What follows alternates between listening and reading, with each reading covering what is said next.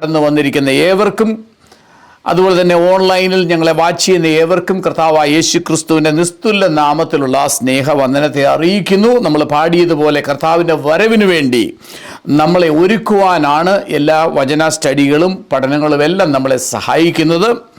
അതുകൊണ്ട് പൂർണ്ണ മനസ്സോടും പൂർണ്ണ കർത്താവിനെ സ്നേഹിക്കുവാൻ നമ്മളെ ഉതകുന്ന രീതിയിൽ ഈ ബൈബിൾ സ്റ്റഡിയും സഹായിക്കട്ടെ എന്നൊരു പ്രാർത്ഥനയോടുകൂടെ ഞാനിന്ന് പഠിപ്പിക്കുവാൻ നമ്മൾ ഒരുമിച്ച് പഠിക്കുവാൻ പോകുന്ന ഭാഗം യോഹന്നാൻ്റെ സുവിശേഷത്തിൽ നിന്നാണ്. 9-ാം അധ്യായം, യോഹന്നാൻ്റെ സുവിശേഷത്തിലെ 9-ാം അധ്യായത്തിൽ കർത്താവ് കണ്ട ഒരു കുരുടൻ്റെ കഥ നമ്മൾ അല്പമായി ധ്യാനിക്കുവാൻ പോവുകയാണ്.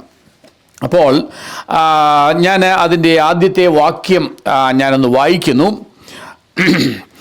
നമ്മൾ വായിക്കുന്നത് പോലെ, അവൻ കടന്നു പോകുമ്പോൾ പിറവിയിലെ കുരുടനായൊരു മനുഷ്യനെ കണ്ടു. അപ്പോൾ നമ്മൾ വായിച്ചത് പിറവിയിലെ കുരുടനായൊരു മനുഷ്യനെ യേശു കണ്ടു എന്ന് നമ്മൾ വായിക്കുന്നു. അടുത്ത വാക്യം, അവൻ്റെ ശിഷ്യന്മാർ അവനോട്, റബി, ഇവൻ കുരുടനായി പിറക്കത്തക്കവണ്ണം ആർ പാപം ചെയ്തു, ഇവനോ ഇവൻ്റെ അമ്മയപ്പന്മാരോ എന്ന് ചോദിച്ചു. തൽക്കാലം നമുക്ക് അവിടെ നിർത്താം. ഇതിൻ്റെ പശ്ചാത്തലം നമ്മൾ പഠിക്കുമ്പോൾ 8-ാം അധ്യായത്തിൻ്റെ അവസാനത്തിലേക്ക് വന്നെങ്കിലേ നമുക്ക് മനസ്സിലാകത്തുള്ളൂ. കാരണം ഇത് അധ്യായങ്ങളൊക്കെ പിന്നീട് തിരിച്ചതാണല്ലോ. അപ്പോൾ 8-ാം അധ്യായത്തിൻ്റെ അവസാനത്തെ വരുമ്പോഴത്തേക്ക് യേശു ദേവാലയത്തിൻ്റെ പരിസരങ്ങളിലും ദേവാലയത്തിലും ഒക്കെ നിന്ന് അനുഗ്രഹിക്കപ്പെട്ട ശുശ്രൂഷകളൊക്കെ നടത്തുകയാണ്. അപ്പോൾ പരീശന്മാരോ ദൈവത്തിൻ്റെ വചനത്താൽ പരീശന്മാരെ കൺഫ്രണ്ട് ചെയ്യുകയും യേശു തന്നെ അവരോട് ചോദിക്കുന്നുണ്ട്, നിങ്ങളിൽ ആർ എന്നെ പാപത്തെക്കുറിച്ച് ബോധം വരുത്തും എന്നൊക്കെ ചോദിച്ച് അവരെ വളരെ കൺഫ്രണ്ട് ചെയ്ത് വന്ന വഴി സംസാരത്തിൽ അബ്രഹാമിനെ അറിയാമെന്നും എന്നൊക്കെ പറഞ്ഞു കഴിഞ്ഞപ്പോൾ അവർക്ക് അരിശം വന്നു. അവർ ചോദിച്ചു, നിനക്ക് 50 വയസ്സായിട്ടില്ല, നീ അബ്രഹാമിനെ കണ്ടിട്ടുണ്ടോ എന്ന് ചോദിച്ചു. അപ്പോൾ യേശു പറഞ്ഞു, അതിൻ്റെ 58-ാമത്തെ വാക്യത്തിലാണ്, ആമേൻ ഞാൻ നിങ്ങളോട് പറയുന്നു, അബ്രഹാം ജനിച്ചതിന് മുമ്പേ ഞാൻ ഉണ്ടെന്ന് പറഞ്ഞു. അപ്പോൾ നല്ലൊരു ശുശ്രൂഷ നടക്കുവാണെന്ന് കൂട്ടിക്കണം. തേജസ്സേറിയ അല്ലെങ്കിൽ ദേവാലയത്തിലാണ്, അല്ലെങ്കിൽ ദേവാലയത്തിൻ്റെ പ്രീമിസസിലാണ് ആ ശുശ്രൂഷ നടന്നുകൊണ്ടിരിക്കുന്നത്. അപ്പോൾ ഇത്രയും ഒരു ആഴമേറിയ സത്യം കേട്ടപ്പോൾ എന്താണ് അവസാനത്തെ വാക്യം, അപ്പോൾ അവർ അവനെ എറിവാൻ കല്ലെടുത്തു, യേശുവോ മറഞ്ഞ് ദേവാലയം വിട്ടുപോയി. ഒരു കാര്യം മനസ്സിലാക്കണം, യേശുവിനെ ദേവാലയത്തിൽ നിന്ന് പുറത്താക്കുന്നു എന്ന് പറഞ്ഞാൽ അവർ കല്ലെടുത്ത് അവനെ കൊല്ലുവാൻ നോക്കുന്നു. അപ്പോൾ ഒരു തേജസ്സേറിയ ഗ്ലാമറസ് ആയിട്ടൊരു ശുശ്രൂഷ ചെയ്തുകൊണ്ടിരിക്കുന്ന ഒരു വ്യക്തി, ശിഷ്യന്മാരുമുണ്ട്, ആ ശുശ്രൂഷ നഷ്ടപ്പെടുവാണ്. ഇപ്പോൾ അവിടുന്ന് പുറത്താക്കുവാണ്. അവിടുന്ന് പുറത്താക്കി കഴിഞ്ഞാൽ എങ്ങനെയെങ്കിലും തിരിച്ച് അവിടേക്ക് തന്നെ വരാനല്ലേ ശ്രമിക്കേണ്ടേ? എന്നാൽ നമ്മൾ കാണുന്നത് 9-ാം അധ്യായത്തിലേക്ക് വരുമ്പോൾ, അവൻ കടന്നു പോകുമ്പോൾ പിറവിയിലെ കുരുടനായൊരു മനുഷ്യനെ കണ്ടെന്നാണ്. അപ്പോൾ ശിഷ്യന്മാർ 10-12 ശിഷ്യന്മാരുണ്ടെങ്കിൽ 12 പേര് കാണും, അല്ലെങ്കിൽ ആ സമയത്ത് എത്ര പേര് അടുത്തുണ്ടോ അത്രയും പേര് ശിഷ്യന്മാരുമായിട്ട് ഇപ്പോൾ പോകുന്ന എവിടെയാണ്? ഈ ദേവാലയത്തിന് വെളിയിൽ ഭിക്ഷക്കാരിരിക്കുന്ന, ഇത് ഭിക്ഷ യാചിക്കാനിരിക്കുന്നതാണ് നമ്മൾ പിന്നീട് വായിക്കുന്നുണ്ട്. ഭിക്ഷയാചനത്തിനിരിക്കുന്ന ആ സ്ഥലത്തേക്കാണ് ശുശ്രൂഷയ്ക്കായിട്ട് കൊണ്ടുപോകുന്നത്. അപ്പോൾ സത്യം പറഞ്ഞാൽ ഇത് 9-ാം അധ്യായമാണല്ലോ, ശിഷ്യന്മാരുടെ ട്രെയിനിങ് നടക്കുക. ഇത് സത്യത്തിൽ യേശു ശിഷ്യന്മാരെ ട്രെയിൻ ചെയ്യുകയാണ്. നമ്മളെയൊക്കെ ട്രെയിൻ ചെയ്യുന്നത് കർത്താവ്, നമ്മളെ ഓരോ ദിവസവും നമ്മളെ കർത്താവിൻ്റെ വേലയ്ക്ക് വേണ്ടി ട്രെയിൻ ചെയ്യുകയാണ്.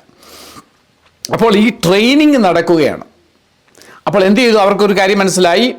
ഓക്കെ, എല്ലാവരും കാണുകയും കേൾക്കുകയും ഗ്ലാമറസ് ആയിട്ടുള്ള ദേവാലയത്തിൻ്റെ അടുത്ത് മാത്രമല്ല ശുശ്രൂഷ, ഉടനെ അവരെ നടത്തിക്കൊണ്ട് പോകുന്നത് ഈ വെറും കുരുടന്മാരും മുടന്തന്മാരും ഒക്കെ ഇരിക്കുന്ന, ഇങ്ങനെ ഒട്ടും ആരും ശ്രദ്ധിക്കാത്ത ഒരു സ്ഥലത്തേക്ക് യേശു തൻ്റെ ശിഷ്യന്മാരുമായിട്ട് പോവുകയാണ്. അപ്പോൾ ഒരു കാര്യം മനസ്സിലാക്കണം, നമുക്ക് ശുശ്രൂഷ കർത്താവാണ് തരുന്നത്. കർത്താവ് നമ്മളെ നയിക്കുന്ന സ്ഥലത്താണ് ശുശ്രൂഷ. അപ്പോൾ നമ്മൾ നോക്കുന്ന രീതിയിലുള്ളതല്ല കർത്താവിൻ്റെ ശുശ്രൂഷ എന്ന് പറയുന്നത്. അപ്പോൾ ഇവിടെ കൊണ്ടുവന്നു, ഇവിടെ എഴുതിയിരിക്കുന്ന ഇങ്ങനെയാണ്, യേശു ആ കുരുടനായ മനുഷ്യനെ കണ്ടു എന്ന് എഴുതിയിരിക്കുന്നത്. അപ്പോൾ ആര് കണ്ടു? വളരെ ഇമ്പോർട്ടൻ്റ് ചോദ്യമാണ്. ആരാണ് അത് കണ്ടത്? ഉത്തരം, യേശുവാണ് കണ്ടത്. അപ്പോൾ അവൻ്റെ ശിഷ്യന്മാർ അവനോട്, റബി, ഇവൻ കുരുടനായി ജനിക്കത്തക്കവണ്ണം. ഈ ചോദ്യം ചോദിച്ചത് ആരാണ്? ശിഷ്യന്മാരാണ്. കുരുടനെ കണ്ടതാരാണ്? യേശുവാണ്. എന്നാൽ കുരുടനെ പറ്റി ചോദ്യം ചോദിച്ചതാരാണ്? ശിഷ്യന്മാരാണ്. അപ്പോൾ ഇവിടെ നിന്ന് എന്താണ് നമ്മൾ മനസ്സിലാക്കേണ്ടത്? Excuse me.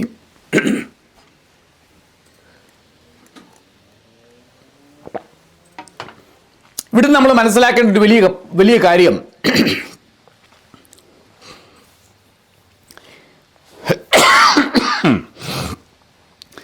യേശു കണ്ടത് ശിഷ്യന്മാരും കണ്ടു.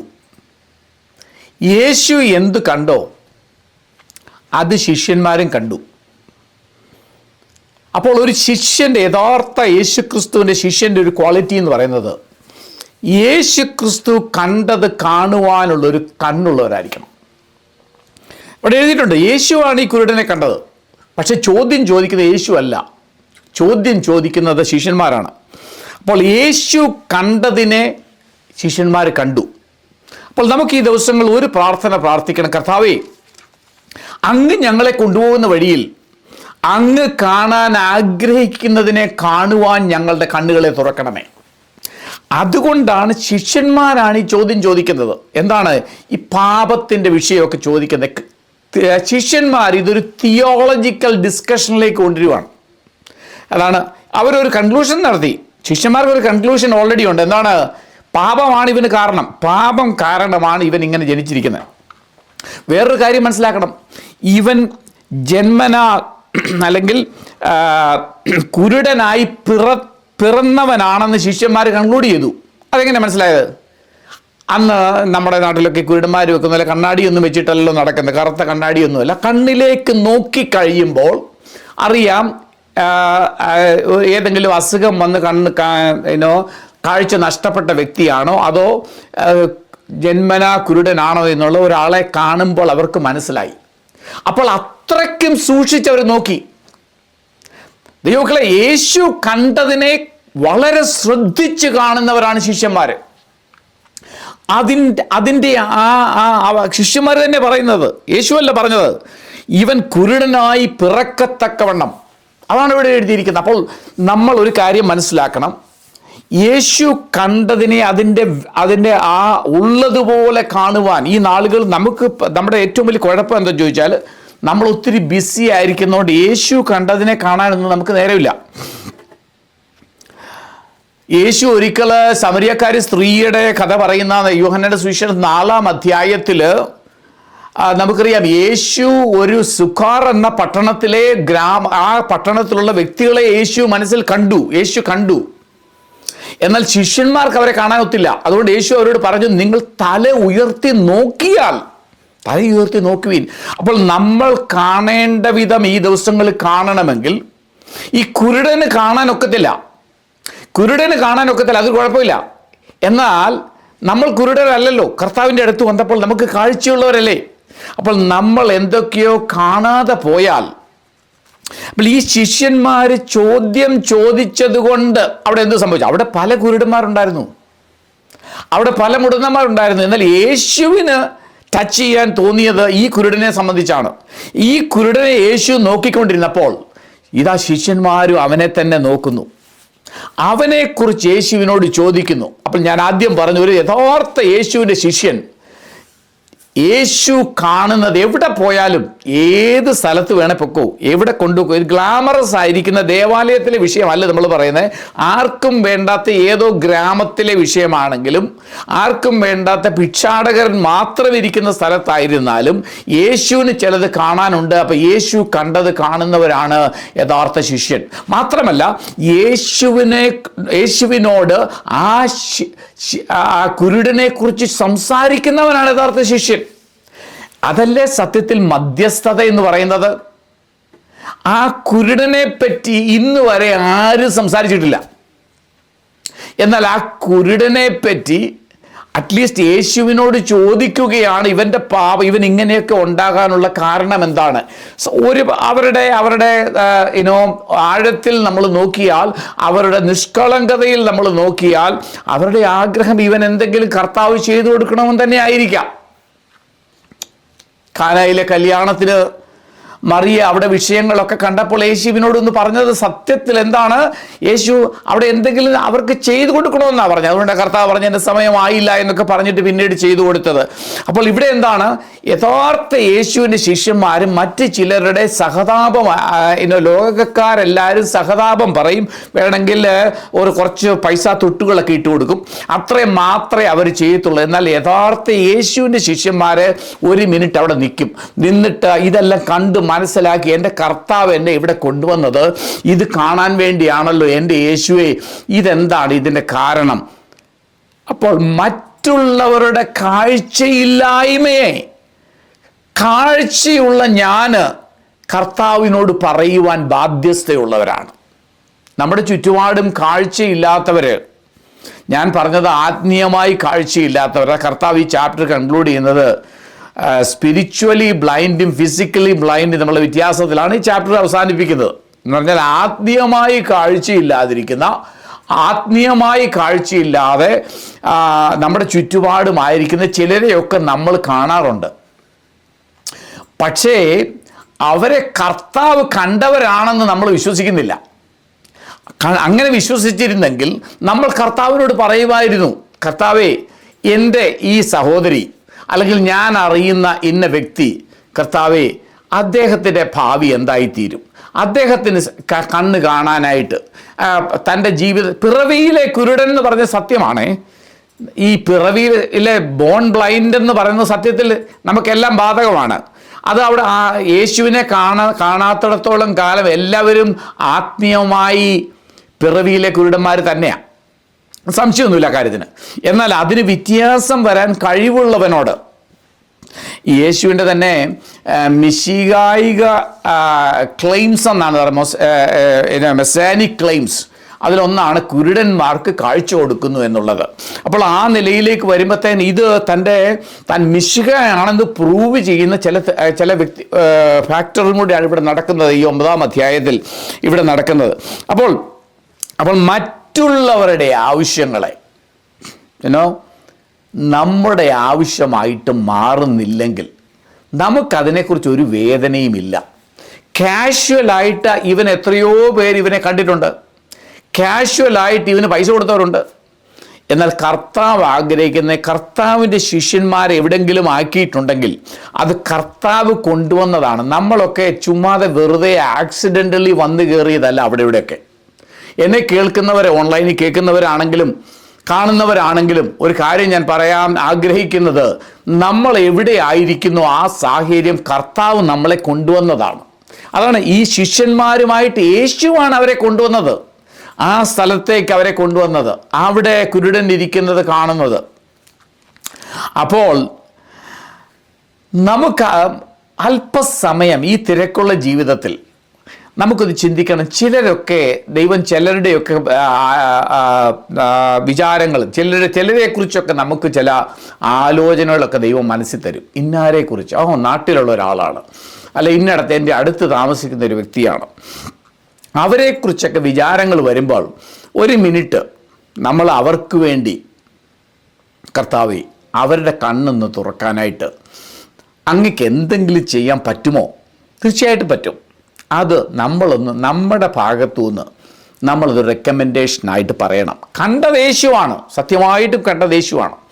യേശു കണ്ടതുകൊണ്ടാണ് നമുക്കിത് മനസ്സിലായത്. അതുകൊണ്ട് നമ്മൾ തീർച്ചയായും എന്നിട്ട് യേശു പറഞ്ഞത് എന്താണ്? യേശു ഇവരുടെ തിയറിയെ അനുകൂലിക്കുന്നില്ല. ഇവർ പറഞ്ഞത് പാപം കൊണ്ടാണെന്ന് കൺക്ലൂഡ് ചെയ്തു. നമ്മൾ കയറി പലതും കൺക്ലൂഡ് ചെയ്യും. ഇന്നാരുടെ വീട്ടിൽ ഇന്നത് സംഭവിക്കുന്നത് ഇന്നതുകൊണ്ടാണെന്ന് നമ്മൾ കൺക്ലൂഷൻ അങ്ങ് പറയുക. അപ്പം യേശു അതൊന്നും സമ്മതിക്കുന്നില്ല. പാപം കൊണ്ടാണെന്നല്ല യേശു പറഞ്ഞത്. എന്നിട്ട് അവൻ്റെ അമ്മയപ്പന്മാരെങ്കിലും പാപം ചെയ്തിട്ടല്ല എന്ന് പറഞ്ഞിട്ട് പറയുകയാണ്, ദൈവപ്രവൃത്തി വെളിവാകേണ്ടതിനത്രേ. ഓക്കെ, 4-ാമത്തെ വാക്യം വളരെ ഇമ്പോർട്ടൻ്റ് വാക്യമാണ്.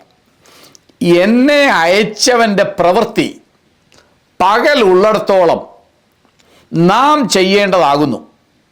ആ വാക്യം കണ്ടോ? തുടങ്ങുന്നത് എന്താണ്? എന്നെ അയച്ചവൻ്റെ പ്രവൃത്തി. എന്നെ അയച്ചവൻ ആരാണ്? സ്വർഗത്തിലെ പിതാവാണ്. എന്നെ അയച്ചവൻ്റെ പ്രവൃത്തി പകൽ ഉള്ളിടത്തോളം ഞാൻ ചെയ്യേണ്ടതാകുന്നു എന്നല്ല എഴുതിയിരിക്കുന്നത്. എന്നെ അയച്ചവൻ്റെ പ്രവൃത്തി പകൽ ഉള്ളിടത്തോളം നിങ്ങൾ ചെയ്യേണ്ടതാകുന്നു എന്നും അല്ല എഴുതിയിരിക്കുന്നത്. എന്നെ അയച്ചവൻ്റെ പ്രവൃത്തി പകൽ ഉള്ളിടത്തോളം നാം ചെയ്യേണ്ടതാകുന്നു എന്നാണ് അവിടെ എഴുതിയിരിക്കുന്നത്. അതിൻ്റെ അർത്ഥം എന്താണ്? യേശു എന്തെങ്കിലും ചെയ്യുവാൻ ആഗ്രഹിച്ചാൽ അതിന് നമ്മളെയും കൂടെ ആവശ്യമുണ്ട്. അതാണ് ആ വാക്യത്തിൽ നമ്മൾ മനസ്സിലാക്കുന്നത്. അപ്പോൾ യേശുവിന് ഒരു ഉദ്ദേശമുണ്ട് അവിടെ വരെ ചെന്നതിനെയും. ഓരോ ചാപ്റ്ററുകളും നമ്മൾ പരിശോധിച്ചാൽ നമുക്ക് മനസ്സിലാകും, കർത്താവായ യേശു ക്രിസ്തുവിന് ഓരോ ചാപ്റ്ററിലൂടെയും ഈ ശിഷ്യന്മാരെ നടത്തിക്കൊണ്ട് പോകുമ്പോൾ തനിക്ക് വ്യക്തിപരമായ വ്യക്തമായ ഒരു ഉദ്ദേശമുണ്ട്. അപ്പോൾ എന്നെ അയച്ചവൻ്റെ പ്രവൃത്തി പകൽ ഉള്ളിടത്തോളം, അപ്പോൾ അത് ചെയ്യാനുള്ള സമയമുണ്ട്, നമ്മൾ ഒരുമിച്ച് ചെയ്യേണ്ടതാകുന്നു. ആർക്കും പ്രവർത്തിച്ചുകൂടാത്ത രാത്രി വരുന്നു. അതേക്കുറിച്ച് നമുക്ക് പിന്നീട് ആ ഭാഗം ഡിസ്കസ് ചെയ്യാം. അപ്പോൾ ഞാൻ പറഞ്ഞു വന്നതാണ്, ഇവിടെ നമ്മൾ വായിച്ചതാണ്, എന്നെ അയച്ചവൻ്റെ പ്രവൃത്തി പകൽ ഉള്ളിടത്തോളം നാം ചെയ്യേണ്ടതാകുന്നു. അപ്പം നമുക്ക് ചെയ്യാൻ ഒരു പ്രവൃത്തിയുണ്ട്. നിങ്ങളിൽ പലരും കണ്ടു കാണും, ഒരു രാജ്യത്തെ പ്രസിഡന്റ് പല തീരുമാനങ്ങൾ എടുത്ത് കുറേ സൈൻ ചെയ്ത് സിഗ്നേച്ചർ ഇട്ട് കഴിയുമ്പോൾ അതിൻ്റെ പേര് എക്സിക്യൂട്ടീവ് ഓർഡർ എന്നാണ്. യേശു ക്രിസ്തു എക്സിക്യൂട്ടീവ് ഓർഡർ ഇടുകയാണെങ്കിൽ ഇവിടെയുള്ള എല്ലാ കുരുടന്മാരുടെയും കാഴ്ച ഉണ്ടാകട്ടെ എന്ന് യേശു ക്രിസ്തു ഒരു എക്സിക്യൂട്ടീവ് ഓർഡർ ഇട്ടാൽ അത് സംഭവിക്കും. യേശു ക്രിസ്തുവിന് വേണമെങ്കിൽ ലോകം മുഴുവൻ എല്ലാവരും യേശുവിൻ്റെ സുവിശേഷം കേൾക്കട്ടെ എന്ന് പറഞ്ഞാൽ ദൂതന്മാർ ആ കാര്യം ചെയ്യും. എന്നാൽ യേശു ക്രിസ്തു എക്സിക്യൂട്ടീവ് ഓർഡറിലൂടെ അല്ല പ്രവർത്തിക്കുന്നത്. യേശു ക്രിസ്തുവിന് പ്രവർത്തിക്കാൻ നമ്മൾ വേണം. യേശു ക്രിസ്തുവിനെ ചങ്കിലെ ചോരയാൽ വീണ്ടെടുക്കപ്പെട്ട തൻ്റെ ശിഷ്യന്മാരിലൂടെയാണ് ഇനിയും യേശു ക്രിസ്തുവിന് ചെയ്യാനുള്ള പ്രവൃത്തി ചെയ്തു തീർക്കേണ്ടത്. അതുകൊണ്ട് നമ്മളാണ് ഏറ്റവും പ്രിവിലേജ്ഡ് ആയിട്ട് ഈ ലോകത്തിലെ പ്രസിഡന്റുമാരെക്കായാലും ഈ ലോകത്തിലെ വലിയ വലിയ ആൾക്കാരെക്കായാലും ഏറ്റവും പദവിയുള്ളവർ നമ്മളാണ്. ഒരുപക്ഷെ നമ്മൾ നിൽക്കുന്ന സ്ഥലം ഇപ്പോൾ ഇവരെ സംബന്ധിച്ചിടത്തോളം ഭിക്ഷ യാചിക്കുന്നവരുടെയോ കുരുടന്മാരുടെയോ നടുക്കായണമെങ്കിലും അതാണ് ഏറ്റവും വലിയ സ്വർഗത്തിലെ ദൈവത്തിൻ്റെ കൂടെ ദൈവ സാന്നിധ്യം അനുഭവിച്ചുകൊണ്ട് അവരവിടെ നിൽക്കുകയാണ്. ഓക്കെ, അപ്പോൾ ആ വിഷയം അവിടെ പറഞ്ഞു. ഞാനൊരു ചോദ്യം ചോദിക്കാൻ ആഗ്രഹിക്കുന്നു. നമുക്കറിയാം ഇതിൻ്റെ എൻഡ് റിസൾട്ട് നമുക്കറിയാം. ഈ കുരുടന് കാഴ്ച കിട്ടിയ കാര്യമൊക്കെ നമുക്കറിയാം. ഞാൻ ചോദിക്കുന്ന ചോദ്യം ഇതാണ്, ഈ കുരുടനെ അവർ യാത്ര ചെയ്ത വഴിയിൽ വെച്ചിരുന്നതാണോ അതോ കുരുടൻ ഇരുന്നിടത്തേക്ക് ഇവരെയും കൊണ്ട് യേശു ചെന്നതാണോ? ചോദ്യം ഇതാണ്. അവരുടെ വഴിയാത്രയിൽ കുരുടൻ ഇരുന്നത് അവർ കണ്ടതാണോ അതോ കുരുടന് വേണ്ടി അവരെയും കൊണ്ട് യേശു യാത്ര ചെയ്തതാണോ? രണ്ടും ശരിയാണ്. നമ്മുടെ ജീവിതയാത്രയിൽ, ഞാൻ നേരത്തെ പറഞ്ഞതുപോലെ, നമ്മുടെ ജീവിതയാത്രയിൽ നമുക്ക് വേണ്ടി ചില കുരുടന്മാരെയൊക്കെ ദൈവം അവിടെ ഇവിടെയൊക്കെ അപ്പോയിന്റ് ചെയ്ത് വെച്ചിട്ടുണ്ട്. ഈ കുരുടൻ്റെ കണ്ണു തുറക്കുവാൻ നമ്മളെയൊക്കെയാണ് കർത്താവിന് ആവശ്യം. നമ്മൾ ഓർക്കും, അയ്യോ ഞാൻ എന്തോ ചെയ്യാനാന്ന്. അങ്ങനെയല്ല. എന്നാൽ പലപ്പോഴും കൈ പിടിച്ച് നമ്മളെ കർത്താവ് ചില കുരുടന്മാരുടെ അടുത്തൂടെയൊക്കെയാണ് കൊണ്ടുപോകുന്നത്. അപ്പോൾ നമ്മൾ ഇത് രണ്ടും ശരിയാണ്. കർത്താവിൻ്റെ ഉദ്ദേശം കർത്താവ് നിർവഹിച്ചെടുക്കേണ്ടതിന് പ്രവർത്തിക്കാൻ കഴിയുന്ന ഒരു പകൽക്കാലമാണിത്. പ്രവർത്തിച്ചുകൂടാത്ത രാത്രി വരുന്നു എന്ന് നമ്മളവിടെ വായിക്കുന്നുണ്ട്.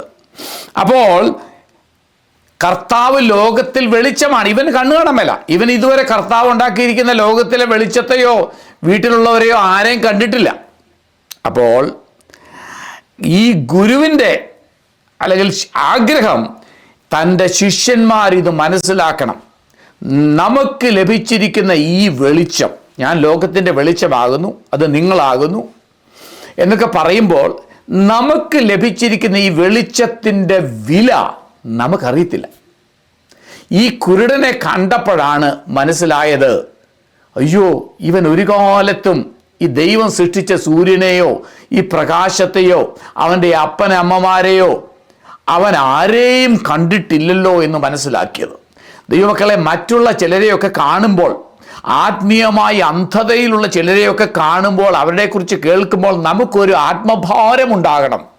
എൻ്റെ ദൈവമേ, ഞാൻ സേവിക്കുന്ന ആകാശവും ഭൂമിയും സൃഷ്ടിച്ച ഈ വലിയവനായ ദൈവത്തെ ഇവരറിയുന്നില്ലല്ലോ, ഇവർക്കിതിനെക്കുറിച്ചൊരു ക്ലൂ ഇല്ലല്ലോ, ഒരു വിവരവും ഇല്ലല്ലോ. എൻ്റെ പൊന്നെ, എന്ന് നമുക്കൊരു ഭാരമുണ്ടായി കഴിയുമ്പോൾ അപ്പോഴാണ് നാം ഇവനെക്കുറിച്ച് ദൈവത്തോട് ചോദിക്കുന്നത്. ഓക്കെ, അപ്പോൾ നമുക്കറിയാം ഇതിന് ശേഷം യേശു വന്ന് ഈ ശിഷ്യന്മാരുടെ റെക്കമെൻഡേഷൻ ആണെന്ന് കൂട്ടിക്കോ. ആരാണ് പാപം ചെയ്യുന്നതൊക്കെ പറഞ്ഞ് ഈ ശിഷ്യന്മാരുടെ റെക്കമെൻഡേഷൻ യേശു ഏറ്റെടുത്തു കഴിഞ്ഞപ്പോൾ അവിടെ എഴുതിയിരിക്കുന്നത്, ആർക്കും പ്രവർത്തിക്കാൻ മേലാത്ത രാത്രിയാണ് വരുന്നുണ്ട്, എന്നാൽ ഇപ്പം പകലാണ് എന്നൊക്കെ പറഞ്ഞിട്ട് യേശു പ്രാക്ടിക്കലായിട്ട് ചില കാര്യങ്ങൾ കാണിച്ചു കൊടുക്കുകയാണ്. ഇങ്ങനെ നിലത്ത് തുപ്പൽ കൊണ്ട് ചേറുണ്ടാക്കി, ചേർ അവൻ്റെ കണ്ണിന്മേൽ പൂശി എന്നൊക്കെ നമ്മളവിടെ വായിക്കുന്നുണ്ട്. അയക്കപ്പെട്ടവനെന്ന് അർത്ഥമുള്ള ശിലോഹാം കുളത്തിൽ പോയി അവൻ കഴുകി, അവൻ അനുസരിച്ചു, കണ്ണ് കാണുന്നവനായി. മലയാളത്തിൽ അവിടെ എഴുതിയിട്ടില്ല, വീട്ടിലേക്ക് മടങ്ങി വന്നു എന്നാണ് യഥാർത്ഥവാക്യം. വീട്ടിലേക്ക് മടങ്ങി വന്നു എന്നാണ് എഴുതിയിരിക്കുന്നത്. അപ്പോൾ ഇവനൊരു ഭയങ്കര ചേഞ്ച് ഉണ്ടായി. ദൈവമക്കളെ, ഒരുവൻ്റെ കണ്ണ് കാണാനിടയായാൽ അവനുണ്ടാകുന്ന ചേഞ്ച് എന്നാണെന്ന് നമുക്കറിയത്തില്ല. നമ്മൾ പറയുന്ന, നമ്മൾ പ്രാർത്ഥിക്കുന്ന, നമ്മൾ ചിലർക്ക് വേണ്ടിയൊക്കെ, ചില ദേശങ്ങൾക്ക് വേണ്ടിയും വ്യക്തികൾക്ക് വേണ്ടിയൊക്കെ ഇടിവിൽ നിന്ന് പ്രാർത്ഥിക്കുന്നു. ഈ പ്രാർത്ഥിക്കുന്നത് യേശുവിനോടാണ്. ഈ പ്രാർത്ഥനയുടെ ഫലമായിട്ട് യേശു കടന്നു വന്ന് ചില ശുശ്രൂഷകൾ ചെയ്യുന്നു. അതെങ്ങനെയും ചെയ്യട്ടെ, ശുശ്രൂഷ കർത്താവ് ചെയ്യട്ടെ. താൻ ചെയ്ത ശുശ്രൂഷ ചേറുണ്ടാക്കിയെന്നൊക്കെ എഴുതിയിട്ടുണ്ട്. കർത്താവ് ശുശ്രൂഷ ചെയ്യട്ടെ. നമ്മളെ ഏൽപ്പിച്ചിരിക്കുന്ന ശുശ്രൂഷ ഇത്രയേ ഉള്ളൂ. എന്താണ്? ഈ കർത്താവ് കണ്ട കുരുടനെ ഞാനും കാണണം. കർത്താവ് കണ്ട കുരുടനെ കുറിച്ച് കർത്താവിനോട് പറയണം. ഇത്രയും കാര്യം എന്നെ ഏൽപ്പിച്ചിട്ടുള്ളൂ, നമ്മളെ ഓരോരുത്തരും ഏൽപ്പിച്ചിട്ടുള്ളൂ. ബാക്കി അവന് എങ്ങനെ കാഴ്ച കൊടുക്കണമെന്നുള്ള കാര്യം കർത്താവിൻ്റെ പദ്ധതിയിലുള്ളതാണ്. എപ്പോൾ കാഴ്ച കൊടുക്കണമെന്നുള്ള കാര്യവും കർത്താവിൻ്റെ ഭാഗത്തുള്ളതാണ്. അതുകൊണ്ട് അവനിനി എങ്ങനെ കാഴ്ച കിട്ടുമെന്ന് വിചാരിച്ച്, അയ്യോ, ഇതുവല്ല നടക്കുന്ന കാര്യമാണോ? ഇവൻ തന്നെ പറയുന്നുണ്ട്, ഇവനെ കണ്ണ് തുറന്നു കഴിഞ്ഞപ്പം പിറവിയിലെ കുരുടനായ ഒരു വ്യക്തിയുടെ കണ്ണ് തുറന്നായിട്ട് നിങ്ങൾ ആരെങ്കിലും കേട്ടിട്ടുണ്ടോ? അപ്പോൾ ഇത് ഇമ്പോസിബിൾ കാര്യമാണ്. ഞാനൊരു കാര്യം പറയാം ദൈവമക്കളെ, നമ്മുടെ കർത്താവിൻ്റെ ഏറ്റവും വലിയ ഇഷ്ടമുള്ള വിഷയം ലോകപ്രകാരം ഇമ്പോസിബിൾ ആയിട്ടുള്ള കാര്യത്തെ ചെയ്തു കൊടുക്കുക എന്നുള്ളതാണ്. അത് ലോകപ്രകാരം ഒരു രീതിയിലും പറ്റത്തില്ല. അങ്ങനെയുള്ള ചില വിഷയങ്ങൾ കർത്താവിൻ്റെ സന്നിധിയിലേക്ക് വന്നാൽ നമുക്കൊന്നും വിശ്വസിക്കാൻ ഒക്കുന്നില്ല. എന്ത് ചെയ്യാനൊക്കും? നമുക്ക് പലപ്പോഴും ഈ കാര്യങ്ങളൊന്നും നമുക്കത് വിശ്വസിക്കാൻ ഒക്കുന്നില്ല കർത്താവിന് ചെയ്യാൻ ഒക്കുമെന്ന്. ഞാൻ പറയാൻ വരുന്നത്, യേശുക്രിസ്തു അഖിലാണ്ടത്തിൻ്റെ ഉടയവനും സർവഭൂമിയെയും ഈ നക്ഷത്രഗോളങ്ങളെയും നിർമ്മിച്ച കർത്താവിൻ്റെ കൈകൊണ്ട് ചേറുണ്ടാക്കി അവൻ്റെ കണ്ണിന്മേൽ തൊട്ടു. ഇതാണ് സംഭവിച്ചത്. തൊട്ടപ്പോൾ അവന് പുറമേ കണ്ണിന് കാഴ്ചയുണ്ടായെന്ന് മാത്രമല്ല, യേശുക്രിസ്തു കണ്ണിൽ തൊട്ടെങ്കിലും അവൻ്റെ ഹൃദയത്തിലാണ് സ്പർശിച്ചത്. എങ്ങനെ അറിയാം? ഒരു മരത്തെ അതിൻ്റെ ഫലം കൊണ്ട് തിരിച്ചറിയാം.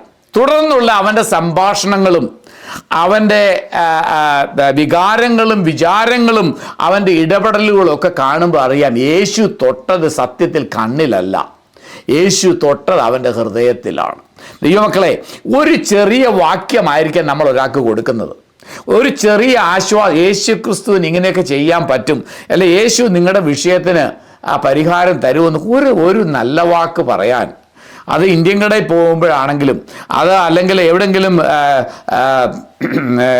ടൂറ് പോകുമ്പോഴാണെങ്കിലും, യാത്ര ചെയ്യുമ്പോഴാണെങ്കിലും ഒരു വ്യക്തിയോട് നമുക്ക് പറയാൻ പറ്റും, സഹോദര സഹോദരി, യേശുക്രിസ്തുവിന് ഇത് അസാധ്യമല്ല, യേശുക്രിസ്തുവിന് പറ്റുമെന്ന് പറഞ്ഞാൽ കർത്താവ് കടന്നു വന്ന് അവരുടെ ഒരു വിഷയത്തിന് വേണ്ടി പരിഹാരം കൊടുത്താൽ സത്യത്തിൽ കർത്താവ് ചെയ്യുന്നത് ആ വിഷയത്തെ പരിഹരിക്കുകയല്ല, അവരെ പരിഹരിക്കുക എന്നുള്ളതാണ്. അവരുടെ വിഷയത്തെ, നിത്യതയുമായിട്ടുള്ള വിഷയത്തിൽ അവരുടെ കണ്ണിനെ തുറന്നു എന്ന് നമ്മൾ വായിക്കുന്നു. എങ്ങനെ അറിയുന്നേ? ഇവനെ ചോദ്യം ചെയ്യണം. 4 പ്രാവശ്യം ഈ കുരുടനെ പിടിച്ച് ചോദ്യം ചെയ്യുന്നുണ്ട്, 4 പ്രാവശ്യം. അപ്പോൾ ഈ അവൻ്റെ പരീശന്മാർ, അയലോക്കത്തുള്ളവർ, പിന്നെ മറ്റു പലരുമായിട്ട് ഇങ്ങനെ ചോദ്യം ചെയ്യുവാണ്. പിന്നെയും അവനെ തിരിച്ചു വിളിച്ചൊക്കെ ചോദ്യം ചെയ്യണം. ആദ്യത്തെ ചോദ്യം ചെയ്തൽ വന്നപ്പം അവൻ എന്തോ പറയുന്നറിയാവോ? ഇതാരാ നിന്നെ സൗഖ്യമാക്കിയേ എന്നോ? അങ്ങനെയായിരുന്നു ചോദിക്കേണ്ടിയേ. അതിന് വേറെ ചോദിച്ച ചോദ്യം എന്നറിയോ? 11ാമത്തെ ചോദ്യം, എങ്ങനെയാ നിന്നെ സൗഖ്യമാക്കിയേ? നിന്റെ കണ്ണ് തുറന്നത് എങ്ങനെയെന്ന് ചോദിച്ചു. ഒന്ന് ആലോചിച്ച് ചോദിക്കേ. കണ്ണ് തുറന്നത് ആരാന്ന് ചോദിക്കേണ്ടതിന് പകരം കണ്ണ് തുറന്നത് എങ്ങനെയാന്ന് ചോദിച്ചു. എന്ന് പറഞ്ഞാൽ ആരാന്ന് ചോദിച്ചാൽ ഒരാളുടെ പേര് പറയും. അതുകൊണ്ട് അപ്പോൾ അവൻ പറയുവാണ്, യേശു എന്ന് പേരുള്ള മനുഷ്യൻ ചേറുണ്ടാക്കി. യേശു എന്ന് പേരുള്ള മനുഷ്യൻ. ഇതാണ് ഈ കുരുടന് തനിക്ക് ആത്മീയമായും ശാരീരികമായും കണ്ണിന് കാഴ്ചയുണ്ടായി കഴിഞ്ഞപ്പോൾ ആദ്യമായി പറയുന്ന മറുപടി എന്താണ്? ഈ കർത്താവിനെ കുറിച്ച് യേശു എന്ന് പേരുള്ള ഒരു മനുഷ്യൻ. താൻ അവിടെ ചുറ്റുപാടും കേട്ടതാണ്, തനിക്ക് മനസ്സിലായതാണ്. അവൻ പറഞ്ഞത് ഞാൻ ചെയ്തു, അനുസരിച്ചു, അങ്ങനെ അങ്ങനെയാണ് ഞാൻ ഈ കാഴ്ച കണ്ടെന്നൊക്കെ പല പ്രാവശ്യം അവനെ പിന്നെയും പറയുകയാണ്. 17ാമത്തെ വാക്യം, ഇവൻ്റെ ഈ സംസാരമൊക്കെ അവിടെ ഒരു ഭിന്നതയുണ്ടാക്കി. യേശു ക്രിസ്തു റിയലി ദൈവത്തിൻ്റെ അല്ലെങ്കിൽ ദൈവ പൈതലായിട്ട്, അല്ലെങ്കിൽ ഈ മനുഷ്യൻ ശാബത്ത് പ്രമാണിക്കാത്തത് കൊണ്ട് ദൈവത്തിൻ്റെ അടുക്കൽ നിന്ന് വന്നവനല്ല, ഈ ദൈവം അല്ലെങ്കിൽ ഇതെങ്ങനെയാണ് ചെയ്യാനൊക്കുന്ന അവരുടെ ഇടയിൽ ഒരു ഭിന്നതയൊക്കെ ഉണ്ടായി. അപ്പോൾ കുരുടനെ പിന്നെയും വിളിച്ചു, നീ അവനെക്കുറിച്ച് എന്തു പറയുന്നു? ഇതാണ് ചോദ്യം. നീ അവനെക്കുറിച്ച് എന്തു പറയുന്നു? ഈ ഒരു ചോദ്യം നമുക്കെല്ലാം ആപ്ലിക്കബിളാണ്. നീ അവനെക്കുറിച്ച്, ഞാൻ യേശുവിനെ കുറിച്ച് എന്തു പറയുന്നു? ലോകം വെയിറ്റ് ചെയ്യുകയാണ്. ഇന്ന് ലോകം കാത്തിരിക്കുകയാണ്. നമുക്ക് സോഷ്യൽ മീഡിയ ആയതുകൊണ്ട്, വാട്സപ്പ് ഉണ്ട്, ഒത്തിരി കൂട്ടുകാരുണ്ട്, ഒത്തിരി വിഷയങ്ങളൊക്കെ ഉണ്ട്. എങ്കിലും ചിലരൊക്കെ കാത്തിരിക്കുകയാണ്, ഞാൻ പറയണം. എന്തു പറയണം? ഞാൻ യേശുവിനെ കുറിച്ച് എന്തു പറയും എന്ന് അവനോട് ചോദിച്ചു. അപ്പോൾ അവൻ പറയുകയാണ്, അവൻ ഒരു പ്രവാചകൻ. കണ്ടോ എഴുതിയിരിക്കുന്നത്? അവൻ ഒരു പ്രവാചകൻ. നേരത്തെ പറഞ്ഞു യേശു എന്ന് പേരുള്ള ഒരു മനുഷ്യൻ. ഇപ്പോൾ അവൻ ഒരു ലെവലിലൂടെ കൂടി പറയുകയാണ്, അവൻ ഒരു പ്രവാചകൻ. ദൈവമക്കളെ, നമ്മൾ ചില സാക്ഷ്യങ്ങൾ, നമ്മുടെ സാക്ഷ്യങ്ങൾ തന്നെ പറയാൻ തുടങ്ങിയാൽ ആദ്യം നമ്മൾ യേശുവിനെ കുറിച്ച് പറയുന്ന ആ സാക്ഷ്യമല്ല ഒരു ലെവലിലൂടെ കഴിയുമ്പോൾ നമ്മൾ പറയുന്നത്. പക്ഷേ ആദ്യത്തെ കഴിയാതെ എങ്ങനെ രണ്ടാമത്തെ വരുന്നേ? നമ്മൾ വാ തുറക്കാതിരുന്ന എങ്ങനെ ഒക്കുന്നേ? നമ്മൾ രാത്രിയിൽ പ്രാർത്ഥിക്കാതിരുന്ന എങ്ങനെ ഒക്കുന്നേ? നമ്മൾ ചിലർക്ക് വേണ്ടി പ്രാർത്ഥിക്കുമ്പോൾ ദൈവം പ്രവർത്തിക്കുന്ന വഴികൾ എത്ര വലുതാണ്. അപ്പോൾ ദൈവം നമ്മളെ ഏൽപ്പിച്ചിരിക്കുന്ന ശുശ്രൂഷ എന്തു തന്നെയാകട്ടെ, ആ ശുശ്രൂഷയിലൂടെ നമ്മൾ പോകുമ്പോൾ ദൈവം ചില കുരുടന്മാരെ നമ്മുടെ വഴിയിൽ ഒരുക്കിയിട്ടുണ്ട്. ആ എല്ലാവരുടെയും വഴിയിൽ, സകല മനുഷ്യരുടെയും വഴിയിൽ യേശുവിൻ്റെ ശിഷ്യന്മാരാണോ അവർക്ക് പ്രവർത്തിക്കാവുന്ന ഒരു പകൽക്കാലമുണ്ട്. ആ പകൽക്കാലത്ത് ചിലരെയൊക്കെ ദൈവം ഒരുക്കി വെച്ചിട്ടുണ്ട്. അവരെക്കുറിച്ച് പറയുകയാണ്, അവനൊരു പ്രവാചകൻ എന്ന് പറഞ്ഞു. പിന്നെ കുറച്ചുകൂടെ അങ്ങോട്ട് മുന്നോട്ട് പോയി കഴിഞ്ഞപ്പോൾ അവർ തമ്മിലുള്ള സംഭാഷണം പലരും പിന്നെയും അവനെ വല്ലാതെ വിഷമിപ്പിച്ചു. അപ്പോൾ അവൻ പറയുകയാണ്, 33ാമത്തെ വാക്യം അവൻ പറയുകയാണ്, യേശുവിനെ കുറിച്ച് പറയുക, ദൈവത്തിൻ്റെ അടുക്കൽ നിന്ന് വന്നവനായവൻ, അല്ലെങ്കിൽ ഇതൊന്നും നടക്കത്തില്ല. ഇതൊക്കെ എവിടുന്ന് കിട്ടിയതായി? കുരുടനായിട്ടിരുന്നൊരു മനുഷ്യൻ. അവൻ തോറായിട്ട് വായിച്ചിട്ടില്ല, കേട്ടൊക്കെ പഠിച്ചിട്ട് കാണും, അവനൊന്നും കണ്ടിട്ടില്ല. അവനെന്നാൽ ഒത്തിരി കാര്യങ്ങൾ കണ്ടിട്ടില്ലാത്തവർക്ക് കേൾവി ഭയങ്കര പവർഫുള്ളാണ്. അപ്പോൾ അവൻ ഒത്തിരി കാര്യങ്ങളൊക്കെ കേട്ടിട്ടുണ്ട്. അവൻ പറയുകയാണ്, എന്നെ തൊട്ടിട്ട് പോയ യേശു ഉണ്ടല്ലോ, അവൻ ദൈവത്തിൻ്റെ അടുക്കൽ നിന്ന് വന്നവനാ. കാരണം അല്ലെങ്കിൽ ഇങ്ങനെ അവന് ചെയ്യാൻ കഴിയത്തില്ല. നോക്കിക്കോണം, കൺവിക്ഷൻ എന്ന് പറയുന്നത് പരിശുദ്ധാത്മാവ് കൊടുക്കുന്ന. ദൈവമക്കളെ, ഞാൻ ഒരു കാര്യം പറയാം. നമ്മൾ അറിഞ്ഞിരിക്കുന്ന ഈ സത്യമുണ്ടല്ലോ, ഈ സത്യത്തെ പോൽ ഒരു സത്യം ഇല്ല. ലോകത്തെക്കാൾ വലിയ വിലയുള്ളതാണ് ഈ സത്യം. ഈ സത്യം ഒരുത്തൻ്റെ ഹൃദയത്തിൽ വീണ് കഴിഞ്ഞാൽ, എത്ര വലിയ ലോകം മുഴുവൻ കുലുങ്ങി വന്നെന്ന് പറഞ്ഞാൽ അവൻ കുലുങ്ങത്തില്ല. കാരണം എന്താണെന്ന് ചോദിച്ചാൽ, യേശുവിൻ്റെ ഫിംഗർ പ്രിൻ്റാണ് അവൻ്റെ മേൽ വന്നത്. യേശുവിൻ്റെ കൈ കൊണ്ടാണ്, ലോകത്തെ സൃഷ്ടിച്ചവൻ്റെ ഫിംഗർ പ്രിൻ്റ്, വിരലടയാളം അവൻ്റെ കണ്ണുകളിന്മേൽ വന്നു കഴിഞ്ഞപ്പോൾ, അവൻ്റെ ഹൃദയത്തിൽ വന്നു കഴിഞ്ഞപ്പോൾ, നമ്മുടെ ഹൃദയത്തിൽ വന്നു കഴിഞ്ഞപ്പോൾ, നമ്മൾ ആരുടെ വകയാണ്? നമ്മൾ കർത്താവിൻ്റെ വകയാണ്. അതുകൊണ്ട് യേശുവിനെ കുറിച്ച് നമ്മൾ അടുത്ത സ്റ്റെപ്പായിട്ട് പറയുകയാണ്, അവൻ ദൈവത്തിൻ്റെ അടുക്കൽ നിന്ന് വന്നവനാണ്. നമ്മളൊന്ന് ചിന്തിച്ചു നോക്കൂ, യേശു തൊട്ടത് എവിടെയാണ്? ശമരിയക്കാരി സ്ത്രീയുടെ കഥ പഠിക്കുമ്പോഴും ഇങ്ങനെ തന്നെയാണല്ലോ, പ്രോഗ്രസീവായിട്ടാണ് റെവലേഷൻ വരുന്നത്. അപ്പോൾ യേശു ശമരിയക്കാരി സ്ത്രീയെ തൊട്ടാലും, കുരുടനായിരിക്കുന്ന ഈ വ്യക്തിയെ തൊട്ടാൽ, അവൻ്റെ പേരില്ല, അഡ്രസ്സില്ല, അവനെ കാണുന്നില്ല, ഇനി ഒന്നും അവനെക്കുറിച്ച് ഒന്നും അറിയത്തില്ല, പക്ഷേ യേശു തൊട്ട് കഴിഞ്ഞപ്പോൾ, അപ്പോൾ എന്തൊരു വ്യത്യാസമാണ് ആ വ്യക്തിക്ക് ഉണ്ടായത്. ആ വ്യത്യാസത്തിന് പറയുന്നത് ഫ്രം ഇൻസൈഡ് ഔട്ട് ചേഞ്ച് എന്നാ. ഈ ഔട്ട്സൈഡ് ഇൻ ചേഞ്ച് ഒത്തിരി പേർക്ക് ഉണ്ടായിട്ടുണ്ട്. നമ്മുടെയൊക്കെ വിശ്വാസത കാലത്തൊക്കെ ഈ പുറമെ പെട്ടെന്ന് കളർ ഉടുപ്പിട്ടിരുന്നവൻ വെളുത്ത ഉടുപ്പിടുന്നു, മീശയുള്ളവൻ മീശ പഠിക്കുന്നു, ഇങ്ങനെയൊക്കെയുള്ള ഈ ചേഞ്ചിൻ്റെ പേര് പുറമേ ഉള്ള ചേഞ്ച് എന്നാണ്. ഇതൊക്കെ ചിലപ്പോൾ നല്ലതായിരിക്കും, നമ്മൾ കണ്ടിട്ട് അങ്ങ് വിശ്വസിക്കും, ഓ ഇദ്ദേഹത്തിന് ഭയങ്കര വ്യത്യാസമാണല്ലോ എന്ന്. മനസ്സിലായോ? കുറച്ച് ദിവസം കഴിയുമ്പോൾ കേൾക്കാം പിന്നെ അതിലേ പോയെന്ന്. അപ്പോൾ ആ വ്യത്യാസമല്ല നമ്മൾ പറയുന്നത്. നമ്മൾ പറയുന്ന വ്യത്യാസം യേശു ക്രിസ്തുവിൻ്റെ സുവിശേഷത്തിലൂടെ വരുന്ന വ്യത്യാസം എന്ന് പറയുന്നത്, യേശു ക്രിസ്തു ഒരുവനെ തൊട്ടാൽ, തോന്നലല്ല, യേശു ക്രിസ്തു ഒരുവനെ തൊട്ടാൽ അവൻ്റെ ഹൃദയത്തിലാണ് കർത്താവ് തൊടുന്നത്. അവൻ്റെ ഹൃദയത്തെ, ബൈബിളിലെ എസെക്കിയേൽ പ്രവചനത്തിൽ എഴുതിയിരിക്കുന്നത് പോലെ, കല്ലായുള്ള അവൻ്റെ ഹൃദയത്തെ മാറ്റി മാംസളമായൊരു ഹൃദയത്തെ ഞാൻ അവന് കൊടുക്കുമെന്ന് എഴുതിയിരിക്കുന്നത്. ദൈവം പറഞ്ഞിരിക്കുന്നതാണ്. ഇത് ഡോക്ടർമാർക്ക് ചെയ്യാൻ പറ്റുന്ന ശസ്ത്രക്രിയയുടെ കാര്യമല്ല പറഞ്ഞിരിക്കുന്നത്, യേശു പറഞ്ഞതാണ്, ദൈവം പറഞ്ഞതാണ്. ഞാൻ കല്ലായ ഹൃദയത്തെ മാറ്റി ലോകപ്രകാരം ചിന്തിക്കുന്ന, ലോകപ്രകാരം പോകാൻ ആഗ്രഹിക്കുന്ന, ലോകത്തിൻ്റെ ആഗ്രഹങ്ങളെ കൊണ്ട് നിറഞ്ഞിരിക്കുന്ന ലോകപ്രകാരമുള്ള കല്ലായ ഹൃദയത്തെ ഞാൻ മാറ്റിയിട്ട്, അത് തുടങ്ങുന്നത് എങ്ങനെയാണ്? ഞാൻ അവരുടെ മേൽ നിർമ്മല ജലം തളിക്കും എന്ന് പറഞ്ഞാൽ എന്താ അറിയാമോ? ഈ ഗോസ്പൽ വചനം ഒരുത്തൻ്റെ മേൽ തളിക്കും. ആ വചനം വീഴേണ്ട സ്ഥലത്ത് വീണ് കഴിഞ്ഞാൽ കല്ലായുള്ള ഹൃദയത്തെ മാറ്റി മാംസളമായൊരു ഹൃദയം ഞാൻ അവന് കൊടുക്കും. എന്നിട്ട് എഴുതിയിരിക്കുന്നത് എങ്ങനെയാണ്? അതിനുള്ളിൽ അവൻ്റെ ഹൃദയത്തിൽ എൻ്റെ ആത്മാവിനെ പകരും. എന്തിന്? ദൈവത്തിൻ്റെ വചനപ്രകാരം ജീവിക്കുവാൻ. അപ്പോൾ നമുക്ക് ദൈവത്തിൻ്റെ വചനപ്രകാരം കർത്താവിലൂടെയുള്ള ഒരു വ്യത്യാസം ഉണ്ടായത് മാത്രമല്ല, ദൈവത്തിൻ്റെ പരിശുദ്ധാത്മാവാണ് ഈ സത്യത്തിലൂടെ, ഇതിൻ്റെ ആഴങ്ങളിലൂടെ നമ്മളെ നടത്തിക്കൊണ്ടുവരുന്നത്. അപ്പോൾ യഥാർത്ഥ ശിഷ്യൻ, നമ്മളൊരു ശിഷ്യനെ കാണുന്നത്. അപ്പോൾ ഈ ശിഷ്യൻ്റെ ഒരു ഗുണം എന്താണ് നമ്മൾ വായിച്ചത്? ഈ ശിഷ്യൻ, ബാക്കിയുള്ള ശിഷ്യന്മാർക്കുള്ള ടീച്ചിങ് ആണ് ഇവിടെ. ബാക്കിയുള്ള ശിഷ്യന്മാരുടെ ടീച്ചിങ് ആണ്. യേശു കണ്ട ശിഷ്യനെ ഇവരെയും കാണിച്ചു. അപ്പോൾ അവർക്കൊരു വ്യത്യാസമുണ്ടായി.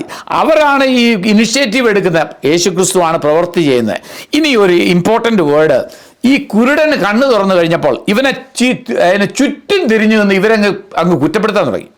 അപ്പോഴത്തേന് 27-ാമത്തെ വാക്യം, അതിന് അവൻ, ഞാൻ നിങ്ങളോട് പറഞ്ഞുവല്ലോ,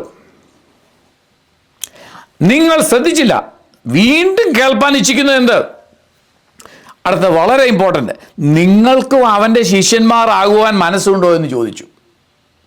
നിങ്ങൾക്കും അവൻ്റെ ശിഷ്യന്മാരാകുവാൻ മനസ്സുണ്ടോ എന്ന് ഉത്തരം പറഞ്ഞു. മനസ്സിലായോ? ഇവൻ ഒരു ശിഷ്യനായി തീർന്ന് എങ്ങനാ? യേശു ക്രിസ്തു ഒരുവൻ്റെ ഹൃദയത്തിൽ തൊട്ടാൽ അവൻ പോലും അറിയാതെ അവൻ യേശുവിൻ്റെ ശിഷ്യനായി മാറിക്കഴിഞ്ഞു. അതുകൊണ്ട് ഇപ്പം പുരോഹിതന്മാരോട് ചോദിക്കുകയാണ്, പരീശന്മാരോട് ചോദിക്കുകയാണ്, നിങ്ങൾക്കും അവൻ്റെ ശിഷ്യനാകുവാൻ മനസ്സുണ്ടോ എന്ന് പറഞ്ഞാൽ ഞാൻ അവൻ്റെ ശിഷ്യനാണ്. മനസ്സിലായോ? ഈ അനേക പണ്ഡിതന്മാരും അതുപോലെ തന്നെ പാവപ്പെട്ട സാധാരണ മനുഷ്യരുമൊക്കെ ഈ കാലങ്ങളിൽ ധാരാളം കൂട്ടം ആളുകൾ രക്ഷിക്കപ്പെട്ടു വരുന്നുണ്ട്. എന്നാൽ ഇവർക്കൊക്കെ ലഭിച്ചിരിക്കുന്ന ഈ കൺവിക്ഷൻ എന്ന് പറയുന്നത്, എനിക്ക് പലരെയും പേഴ്സണലി അറിയാം, അവർക്ക് വിദ്യാഭ്യാസമൊക്കെ വളരെ കുറവാണ്. എന്നാൽ യേശുവിലുള്ള കൺവിക്ഷൻ, യേശുവിലുള്ള ഉറപ്പ്, യേശുവിനെക്കുറിച്ചുള്ള ഉറപ്പ്, യേശുവിനെ ഞാൻ മരണം വരെ വിടത്തില്ലെന്ന് പറയുന്ന ആ സാക്ഷ്യമൊക്കെ എത്ര പേരുടെ വായിൽ നിന്ന് നമ്മൾ കേട്ടു. നമ്മളൊക്കെ പലപ്പോഴും വിചാരിക്കാറുണ്ട്, നമ്മളെ ഷാലോ ഫെയ്ത്ത് ആണോ നമുക്കുള്ളത്, കുറെ തിയറിറ്റിക്കൽ നോളജാണ് ഉള്ളത്. ഇവന് തിയറിറ്റിക്കലായിട്ട് ഒന്നും അറിയത്തില്ല. ഇവൻ ഒരു കാര്യം പറയാം, അവൻ തന്നെ പറയുന്നുണ്ട്, അവൻ പാപിയായിരുന്നു അല്ലയോ എന്ന് ഞാൻ അറിയുന്നില്ല, ഒന്നറിയുന്നു, ഞാൻ കുരുടനായിരുന്നു, ഇപ്പോൾ കണ്ണ് കാണുന്നു. ഇത് ഇത്രയുള്ള അവന് സാക്ഷ്യം. നമുക്ക് എന്തുമാത്രം കാര്യങ്ങൾ പറയാനുണ്ട്. ഇവന് പറയാൻ ഒരൊറ്റ സെന്റൻസേ ഉള്ളൂ, ഞാൻ കുരുടനായിരുന്നു, ഇപ്പോൾ കണ്ണ് കാണുന്നു. ഇത്രയും മാത്രം പറഞ്ഞിട്ട് അവൻ പറയുവാണ്, നിങ്ങൾക്കും കൂടെ അവൻ്റെ ശിഷ്യനാകുവാൻ മനസ്സുണ്ടോ? ഹോ, എന്തൊരു മിഷൻ ചലഞ്ചാണ്. ഇപ്പോൾ രക്ഷിക്കപ്പെട്ട, ഇപ്പോൾ യേശുവിൻ്റെ വകയായി തീർന്ന, ഇപ്പോൾ പിടിച്ചത്, അവരുടെ കൺവിക്ഷൻ എത്ര ഭയങ്കരമാണ്. ദൈവമക്കളെ, നമ്മൾ കുറച്ച് നാളുകളൊക്കെ കഴിഞ്ഞപ്പോൾ ഹൃദയമൊക്കെ അങ്ങ് തടിപ്പിച്ച് വല്ലാണ്ട് ഒരു അവസ്ഥയിലേക്കൊക്കെ വന്നിട്ട് ഇപ്പോൾ കർത്താവിനെ കുറിച്ച് ഒരാളോട് പറയാൻ പോലും നമുക്ക് എത്ര ബുദ്ധിമുട്ടാണ്. ചിലർക്കൊക്കെ ആഗ്രഹമുണ്ട്, പലപ്പോഴും നമുക്ക് ആഗ്രഹമുണ്ട്, പക്ഷെ വരുന്നില്ല. എന്തോ വരുന്നില്ല, വായിക്കൂടെ വരുന്നില്ല. എങ്ങനെയാണൊന്ന് പറയേണ്ടത്? അവരെ ഒഫൻഡ് ചെയ്യുമോ? എന്തൊക്കെ വിചാരം. അപ്പം നോക്കിക്കോണം, ഈ കുരുടന് അവർ ഒഫൻഡ് ആവുമെന്നുള്ളൊരു വിചാരമില്ല. കാരണം താൻ കുരുടനായിരുന്നു, ഇപ്പോൾ കണ്ണ് കാണുന്നു, ഇനി ലോകത്തിൽ ആര് ഒഫൻഡ് ചെയ്താലും തനിക്ക് പ്രശ്നമില്ല എന്നാണ് അവിടെ നമ്മൾ കാണുന്നത്. ഇനി നമുക്ക് അവൻ്റെ മറ്റൊരു പ്രത്യേകത നോക്കാം. 38 വാക്യം ആയപ്പോഴത്തേനും 35 മുതൽ 34 അവർ അവനോട്, ഏതാ പരീശന്മാര്, അവിടെയുള്ള അധികാരത്തിലിരിക്കുന്നവർ, നീ മുഴുവനും പാപത്തിൽ പിറന്നവൻ, നീ ഞങ്ങളെ ഉപദേശിക്കുന്നു എന്ന് പറഞ്ഞ് അവനെ പുറത്താക്കി കളഞ്ഞു. ആരെ പുറത്താക്കി കളഞ്ഞു? ഈ കുരുടനെ, യേശു തൊട്ട കുരുടനെ, യേശു കണ്ട കുരുടനെ, യേശു സൗഖ്യമാക്കിയ കുരുടനെ സമൂഹത്തിൽ നിന്ന് പുറത്താക്കി. അവരാദ്യം യേശുവിനെ 8-ാം അധ്യായത്തിൻ്റെ അവസാനത്തിൽ പുറത്താക്കി, ഇപ്പോൾ യേശു തൊട്ടവനെയും പുറത്താക്കി. ഇതാണ് നമ്മുടെ ചരിത്രം, ഇതാണ് നമ്മുടെ ഹിസ്റ്ററി എന്ന് പറഞ്ഞാൽ, കർത്താവിന് വേണ്ടി ആരെങ്കിലും വിശ്വാസത്തോടെ നിന്നെങ്കിൽ, അവർ സാക്ഷ്യം പറഞ്ഞെങ്കിൽ, നമ്മുടെയൊക്കെ പുറകോട്ടുള്ള ചരിത്രത്തിൽ എടുത്തു നോക്കിയാൽ അവരെയൊക്കെ പള്ളിയിൽ നിന്ന് വെളിയിലാക്കുകയും അമ്പലത്തിൽ നിന്ന് വെളിയിലാക്കുകയും പുറത്താക്കുകയും ഒക്കെ ചെയ്യുന്നത് സാധാരണ സംഭവമാണ്. ഇപ്പം എന്താ അതൊന്നും കേൾക്കാത്തേ? ഇപ്പം എന്താ അങ്ങനെ ആരും സാക്ഷി പറഞ്ഞ് കേൾക്കാത്തേ? കാരണം അങ്ങനെ ഒരു സാക്ഷിയില്ല, അങ്ങനെ ഒരു സംഭവം നടക്കുന്നില്ല. എന്നാൽ ദൈവമക്കളെ, അനേക സ്ഥലങ്ങളിൽ, അനേക രാജ്യങ്ങളിൽ ഇതിന്നും സംഭവിച്ചുകൊണ്ടിരിക്കുന്നു. യേശുക്രിസ്തുവിന് വേണ്ടി വ്യക്തമായിട്ട് നിന്ന് അനേകരും ഇങ്ങനെ പുറത്താക്കപ്പെട്ടുകൊണ്ടിരിക്കും. സമയം പോകുന്നല്ലോ, ഞാൻ പെട്ടെന്ന് പറഞ്ഞു വരട്ടെ. അതിനുശേഷം കർത്താവ് അവനെ കൺഫ്രണ്ട് ചെയ്തു. 36 വാക്യം 35 അവസാനം, നീ ദൈവപുത്രനിൽ വിശ്വസിക്കുന്നു എന്ന് യേശു നേരിട്ട് അവനോട് ചോദിക്കുകയാണ്. അതിനവൻ, യജമാനനെ, അവൻ ആറാകുന്നു. ഇപ്പോൾ അവൻ യേശുവിനെ യജമാനനെ എന്ന് വിളിക്കുകയാണ്. ലോർഡ്, അവനിൽ ഞാൻ വിശ്വസിക്കാമെന്ന് പറഞ്ഞു. യേശു അവനോട്, നീ അവനെ കണ്ടിട്ടുണ്ട്, നിന്നോട് സംസാരിക്കുന്നവൻ അവൻ തന്നെ എന്ന് പറഞ്ഞു. ഉടനെ അവൻ, കർത്താവേ, ഞാൻ വിശ്വസിക്കുന്നു എന്ന് പറഞ്ഞ് അവനെ നമസ്കരിച്ചു.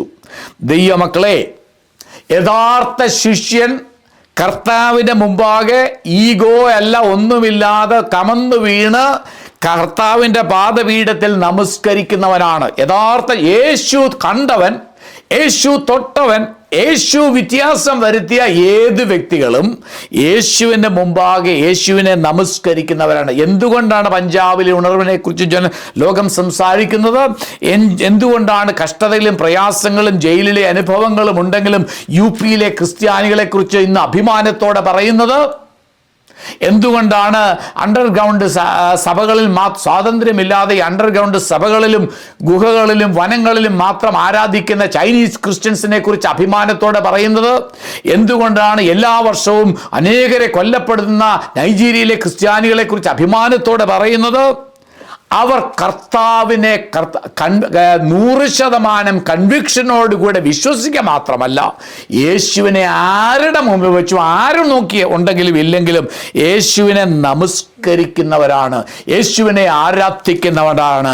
ഞാനൊരു കാര്യം പറയുവാൻ ആഗ്രഹിക്കുന്നു ദൈവമക്കളെ, യേശുവിനെ, നമ്മുടെ കർത്താവായ യേശു ക്രിസ്തുവിനെ പൂർണ്ണ മനസ്സോടും പൂർണ്ണ ബലത്തോടും പൂർണ്ണ ആരോഗ്യത്തോടും നമ്മൾ അവനെ അംഗീകരിക്കുന്നെങ്കിൽ യേശുവിനെ നമസ്കരിക്കുന്നതിൽ, യേശുവിനെ ആരാധിക്കുന്നതിൽ ഒട്ടും കുറഞ്ഞു പോകരുത്.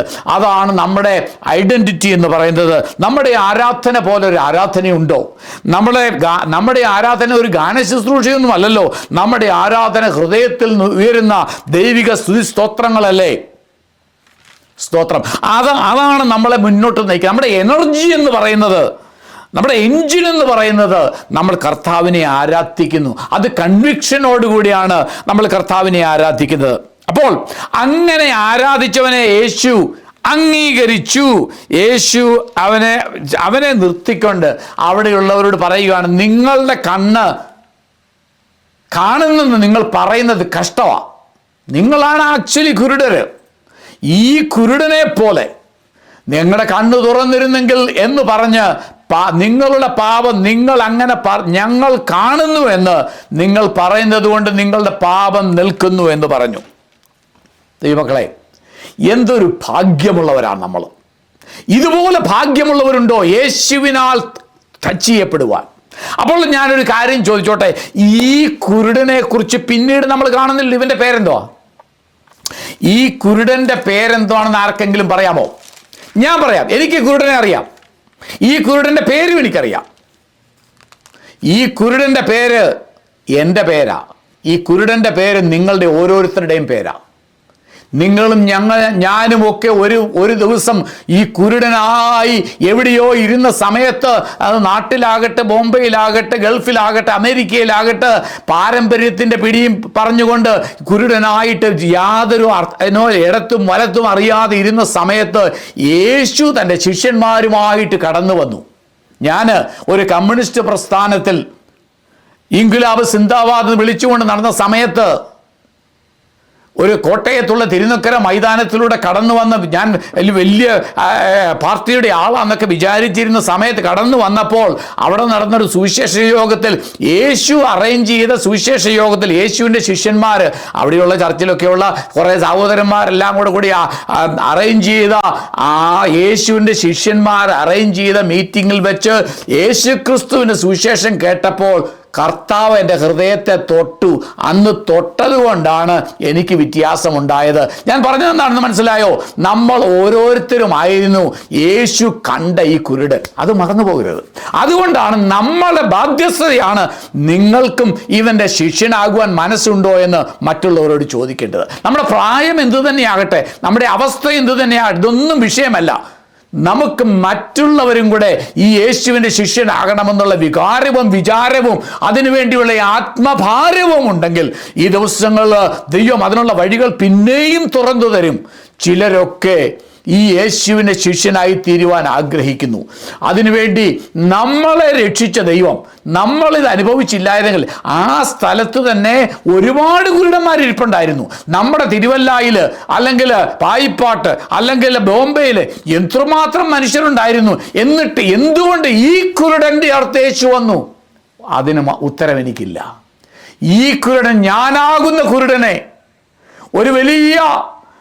ഒരു വലിയ കൺവെൻഷൻ പന്തലിൽ അനേക അവിശ്വാസികൾ കേട്ടുകൊണ്ടിരുന്നപ്പോൾ 2 പേര് രക്ഷിക്കപ്പെട്ട കൂട്ടത്തിൽ ഒരുത്തൻ ഞാനായി. എന്തുകൊണ്ട് ഇങ്ങനെ സംഭവിച്ചു? അതിനർത്ഥം അതിൻ്റെ വ്യാപ്തി നമുക്കാർക്കും അറിയത്തില്ല. എന്തുകൊണ്ട് കർത്താവ് എന്നെ തിരഞ്ഞെടുത്തു? എന്തുകൊണ്ട് കർത്താവ് നിങ്ങളെ തിരഞ്ഞെടുത്തു? അത് കർത്താവിൻ്റെ കരുണ. ആ കുരുടൻ്റെ കണ്ണിലെ തൊട്ട് കർത്താവ് സൗഖ്യമാക്കി. അവൻ്റെ ഹൃദയത്തിൽ കർത്താവ് സ്പർശിച്ചെങ്കിൽ നമുക്കൊരു കാര്യം മനസ്സിലാക്കണം. നമുക്ക് ഒരു പ്രവൃത്തി ചെയ്യാനായിട്ടുണ്ട്. നമുക്കും ചിലർക്ക് വേണ്ടി പ്രാർത്ഥിക്കാം, ചില ദേശങ്ങൾക്ക് വേണ്ടി പ്രാർത്ഥിക്കാം. പിന്നെയും ഈ ആത്മഭാരം ഏറ്റെടുത്തുകൊണ്ട് കർത്താവേ, ജീവിതത്തിൽ ഏറ്റവും വലിയ സന്തോഷം കർത്താവിനോട് ചേർന്ന് അവൻ ഡാൻസ് ചെയ്തുകൊണ്ട് അവൻ ഒരുപക്ഷെ ആ കർത്താവിൻ്റെ ഈ ശിഷ്യന്മാരുടെ കൂടെ ചേർന്നുകൊണ്ട് അവൻ സഞ്ചരിച്ചു കാണും. ഇത് അവനെക്കുറിച്ച് പിന്നെ കാണുന്നില്ല. നമ്മുടെ ചരിത്രമാണ് അതിൻ്റെ ബാക്കി ചരിത്രം, നമ്മുടെ ചരിത്രമാണ്. ആ കുരുടൻ്റെ remaining dots fill in the blanks എൻ്റെ ജീവചരിത്രമാണത്. അതുകൊണ്ട് ഈ നമ്മളൊക്കെ ഈ ഭിക്ഷയാചിച്ചുകൊണ്ട് അല്ലെങ്കിൽ ആർക്കും വേണ്ടാത്തവരായി എവിടെയൊക്കെയോ ഇരുന്ന സമയത്ത് കർത്താവായ യേശു ക്രിസ്തു തൻ്റെ ശിഷ്യന്മാരുമായി കടന്നു വന്നു, നമ്മളെ കണ്ടു. എന്നെ യേശു കണ്ടു എന്നുള്ളതാണ് എൻ്റെ ജീവിതത്തിലെ ഏറ്റവും വലിയ ഭാഗ്യം. അവൻ എന്നെ കണ്ടു, അവൻ എന്നെ തൊട്ടു, അവൻ എനിക്ക് വിശ്വാസം വർദ്ധിപ്പിച്ചു തന്നു. ഈ യേശുവിനെ കുറിച്ച് ഞാൻ കേട്ടിട്ട് മാത്രമേ ഉള്ളായിരുന്നു. ഞാൻ ഒരു കാലത്ത് പാർട്ടിക്ക് വേണ്ടി സിംഗിളാവെന്ന് പറഞ്ഞെങ്കിൽ ഇന്ന് യേശുവിന് വേണ്ടി സ്തോത്രമെന്ന് പറയുവാൻ, യേശു മാത്രമേ രക്ഷകനുള്ളെന്ന് പറയുവാൻ എന്നെ ദൈവം ഒരുക്കിയെങ്കിൽ, നമ്മളെ ദൈവം ഒരുക്കിയെങ്കിൽ അത് ദൈവത്തിൻ്റെ മഹാ അത്ഭുതമാണ്. കണ്ണു തുറന്നതല്ല, അതിലൊക്കെ ഉപരിയായി ഹൃദയത്തെ തുറന്ന് നിത്യതയ്ക്ക് വേണ്ടി നമ്മളെ ഒരുക്കിയെങ്കിൽ നമുക്ക് ദൈവസന്നിധിയിൽ സന്തോഷത്തോടെ നമ്മളെ തന്നെ സമർപ്പിക്കാം. നമുക്ക് ഈ സമയത്ത് ഈ രക്ഷയെ അനുഭവിക്കുവാൻ ദൈവം തന്ന മഹാഭാഗ്യത്തെ ഓർത്ത് ഞാനും നിങ്ങളും ആരും അറിയാതെ ഒരു കുരുടനായി അവിടെ അവസാനിക്കാമായിരുന്നു. അവിടെ കുരുടന്മാർ വീണതുപോലെ, അല്ലെങ്കിൽ അവിടെ അവസാനിക്കുന്നത് പോലെ ആ ദേവാലയത്തിൻ്റെ വാതിക്കൽ, ദേവാലയത്തിൻ്റെ ഉള്ളിൽ നടക്കുന്നത് ഒന്നും കാണാൻ കഴിയാതെ, സാൽമസത്യങ്ങൾ ഒരിക്കലും തിരിച്ചറിയാൻ കഴിയാതെ ഞാനും നിങ്ങളും അവിടെ അവസാനിക്കേണ്ടതായിരുന്നു നിത്യതയിൽ. എന്നാൽ ജീവനുള്ള ദൈവം എന്നെയും നിങ്ങളെ കണ്ടു. എന്തുകൊണ്ടാണ് നമുക്കറിയത്തില്ല. ദൈവത്തിൻ്റെ തിരഞ്ഞെടുപ്പിൽ നമ്മളും ഉണ്ടായിരുന്നത് കൊണ്ട്. എന്നാൽ നമ്മൾക്കും ചോദിക്കാനൊരു ചോദ്യമുണ്ട്, നിങ്ങളും അവൻ്റെ ശിഷ്യരാകുവാൻ മനസ്സുണ്ടോ? നമ്മളെ തന്നെ താഴ്ത്തി സമർപ്പിക്കാം. നമുക്ക് ഒരു സമർപ്പണത്തിൻ്റെ പ്രാർത്ഥന, നന്ദിയുടെ ഈ 2025 തുടങ്ങുമ്പോൾ ദൈവസന്നിധിയിൽ നന്ദിയുള്ളവരായി, ആറ്റിറ്റ്യൂഡ് ഓഫ് ഗ്രാറ്റിറ്റ്യൂഡ് ഉള്ളവരായി കർത്താവിൻ്റെ സന്നിധിയിൽ നമ്മെ ഏൽപ്പിക്കാം. കർത്താവേ, വെളിപ്പറമ്പിൽ ആർക്കും വേണ്ടാത്തവരായി കർത്താവേ ഞങ്ങൾ നശിച്ചു പോകാമായിരുന്ന കുരുടന്മാരായിരുന്നു. എന്നാൽ കർത്താവേ ഞങ്ങളെ തേടി വന്നു. അവിടുത്തെ ശിഷ്യന്മാരുമായി കടന്നു വന്ന് ഞങ്ങൾക്ക് വേണ്ടി സർവവും ചെയ്തു തന്നല്ലോ കർത്താവ്. ഹൃദയത്തെ തൊട്ടല്ലോ കർത്താവ്. ഞങ്ങൾക്ക് പുതിയ ഹൃദയം തന്നല്ലോ, പുതിയ ആത്മാവിനെ തന്നല്ലോ, പുതിയ കൂട്ടായ്മ തന്നല്ലോ, പുതിയ സ്വഭാവം തന്നല്ലോ. എൻ്റെ ദൈവമേ, ഞങ്ങളെയും ഞങ്ങളുടെ സഭയെയും ഞങ്ങളെ കൂടെയുള്ളവരെയും ഞങ്ങളെ കേൾക്കുന്നവരെയും കർത്താവ് ഈ 2025 കർത്താവിന് വേണ്ടി കൊള്ളാവുന്നവരായി, കർത്താവ് കാണുന്നതിനെ കാണുവാനുള്ള കണ്ണിനെ തരണമേ കർത്താവേ. കർത്താവ് തൊട്ടതിനെ മനസ്സിലാക്കുവാനുള്ള കൃപ തരണമേ കർത്താവേ. ചിലതിനോട് ചോദിക്കുവാൻ, നിങ്ങൾക്കും ഈ യേശുവിൻ്റെ ശിഷ്യനാകുവാൻ മനസ്സുണ്ടോ എന്ന് ചോദിപ്പാൻ ഞങ്ങളുടെ വായെയും ഞങ്ങളുടെ ഹൃദയത്തെയും തുറക്കണമേ കർത്താവേ എന്ന് പറഞ്ഞ് കർത്താവെ ഞങ്ങളെ തന്നെ സമർപ്പിക്കുന്നു. ഈ നല്ല അവസരത്തിനായി സ്തുതിക്കുന്നു. സകലവിധ മാനവും മഹത്വത്തിലേക്ക് അർപ്പിക്കുന്നു. യേശുവേ, പ്രാർത്ഥന കേട്ടതിനാൽ സ്തോത്രം. യേശുവിനും പ്രാർത്ഥിക്കുന്നു പിതാവേ. ആമേൻ, ആമേൻ.